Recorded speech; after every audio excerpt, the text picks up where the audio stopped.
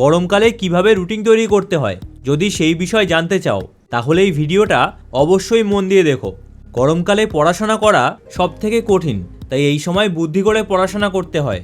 তবে সবথেকে ইম্পর্টেন্ট হলো এই সময় কোন টাইমটায় পড়তে বসছো, কারণ যেই টাইমে গরম কম থাকে সেই সময় পড়াশোনা করতে অনেক সুবিধা হয়।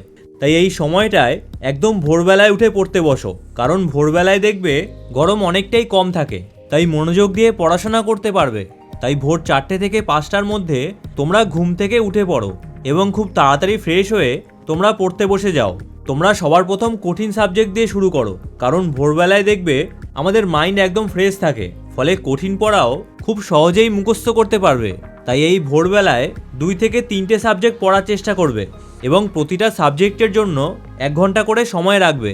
তবে কোনো একটা সাবজেক্ট যখন পড়া হয়ে যাবে তখন 15 মিনিটের জন্য রেস্ট নেবে, তাহলে পড়াশোনা করতে দেখবে একটুও খারাপ লাগবে না। জেগে ওঠো চ্যানেলে তোমাদের সবাইকে স্বাগত। এবার সকালের পড়া কমপ্লিট করে স্কুল যাওয়ার জন্য রেডি হয়ে যাও এবং হাতে সময় নিয়ে স্কুলের উদ্দেশ্যে বেরিয়ে পড়ো।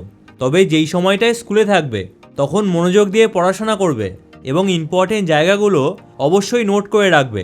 এবার স্কুল থেকে আসার পর তোমরা খাওয়া দাওয়া করে নাও এবং 1 ঘন্টা খেলাধুলাও করতে পারো। তবে যাদের ভোরবেলা স্কুল থাকে তারা ভোরে খুব বেশি সময় পায় না, তাই তোমাদের যদি ভোরবেলা স্কুল থাকে তাহলে স্কুল থেকে এসে ফ্রেশ হয়ে নাও এবং খাওয়া দাওয়া করে কিছুক্ষণ ঘুমিয়ে নাও। এরপর চাইলে খেলাধুলাও করতে পারো এবং তারপরে তোমরা পড়তে বসে যাও।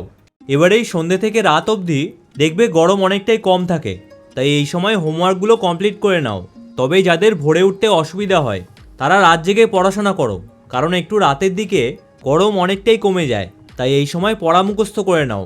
এবার এই গরমকালে কিভাবে পড়াশোনা করবে যদি সেই বিষয়ে জানতে চাও তাহলে ডান দিকের ভিডিওটা দেখো, আর যদি পড়াশোনার সাথে কিছু ইনকাম করতে চাও তাহলে বাঁদিকের ভিডিওটা দেখো। তাহলে তোমাদের সাথে ওই ভিডিওতেই দেখা হচ্ছে। ভিডিওটা ভালো লাগলে চ্যানেলটা অবশ্যই সাবস্ক্রাইব করো।